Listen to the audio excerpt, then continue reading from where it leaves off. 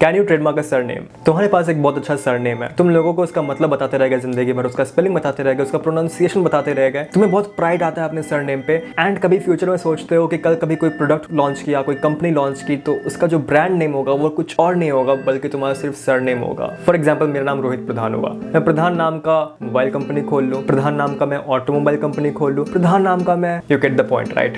In reality it is not that easy to get a trademark for a surname. But एक question आता है कि बहुत सारे ऐसे ब्रांड है, फॉर एग्जाम्पल टाटा का ब्रांड हो गया, फोर्ड का ब्रांड हो गया, महिंद्रा एंड महिंद्रा का ब्रांड हो गया, इन्हें ट्रेडमार्क कैसे मिल गया? अगर ट्रेडमार्क मिलना मुश्किल है फॉर सरनेम, इस सवाल पे हम लेटर स्टेज पे आएंगे। पहले कुछ हम प्रिलिमिनरी कंसेप्ट को क्लियर कर लेते हैं। पहला सवाल तो ये है कि मैंने ये क्यों बोला कि सरनेम को ट्रेडमार्क करना बहुत मुश्किल है। इसका आंसर जब मैंने इस वीडियो के शुरू में कुछ एग्जांपल दिए थे उस पे, जब मैंने कहा था कि मैं प्रधान नाम का मोबाइल कंपनी खोलूंगा, प्रधान नाम का मैं ऑटोमोबाइल इंडस्ट्री खोलूंगा, प्रधान नाम का मैं कैमरा कंपनी लॉन्च करूंगा, एंड से इन सबको ट्रेडमार्क मिल भी गया। फिर बाकियों का क्या होगा? मैं अकेला बंदा तो नहीं हूं जिसका सरनेम प्रधान है, दुनिया में बहुत ऐसे लोग हैं जिसका सरनेम प्रधान है, and same goes for all the surnames right. Even मैं अगर यूट्यूब में अपना नाम सर्च कर लूं रोहित प्रधान, मेरा चैनल नहीं आता, किसी और सज्जन व्यक्ति का चैनल आता है।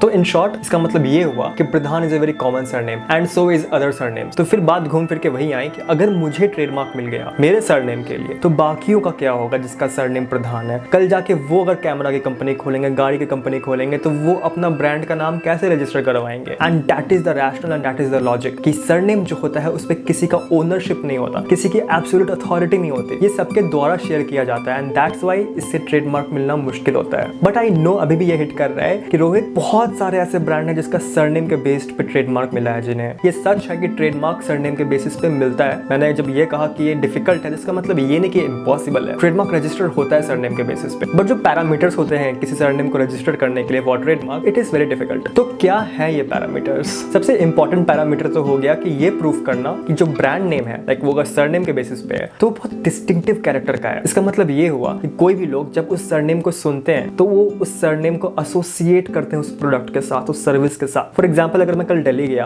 और मैं करीम्स का नाम लूं, करीम एक सरनेम है, बट अगर जब भी मैं करीम्स का नाम लेता हूं तो सबसे पहला चीज जो हिट करता है वो है ओल्ड दिल्ली का वो restaurant, and that is what distinctive characterness is. But FYI Karim's is a registered trademark. Video के शुरुआत में मैंने कुछ एग्जांपल दिया था, फोर्ड, टाटा, महिंद्रा एक्सेट्रा। यहाँ पे same rational and same logic apply होता है, एंड दैट इज ये सब डिस्टिंक्टिव कैरेक्टर के हैं। जब भी हम नाम टाटा सुनते हैं, I think every Indian could resonate कि हम किसकी बात कर रहे हैं। जब भी हम महिंद्रा की बात करते हैं तो फॉर एग्जाम्पल हमें महिंद्रा की जीप याद आती है। जब भी हम फोर्ड के बारे में सोचते हैं हमें तुरंत वो ऑटोमोबाइल इंडस्ट्री याद आता है। अनदर मेजर रीजन इनको ट्रेडमार्क मिलने का ये था कि ये वेल नोन ब्रांड है, लाइक 100 ईयर्स में, डिकेड्स में इन्होंने इतना बिजनेस किया है कि उस ब्रांड का नाम सुनते ही जितने भी लोग हैं उसे तुरंत वो एसोसिएट कर लेंगे उस गुड्स एंड सर्विस के साथ। जैसे महिंद्रा हो गया, Mahindra is a very common name right. Like even अगर केस देखा जाए Mahindra and Mahindra versus Mahindra and Mahindra, court ने कहा कि Mahindra is a very common name. बहुत लोग होते हैं जो ये नाम शेयर करते हैं, बट स्टिल महिंद्रा कंपनी इतने सालों से जो काम कर रही है उसमें अपना ऐसा ब्रांड अवेयरनेस इसने क्रिएट किया कि जब भी लोग महिंद्रा का नाम सुनते हैं तुरंत प्लेंटिफ के नाम से एसोसिएट करते हैं उस चीज को।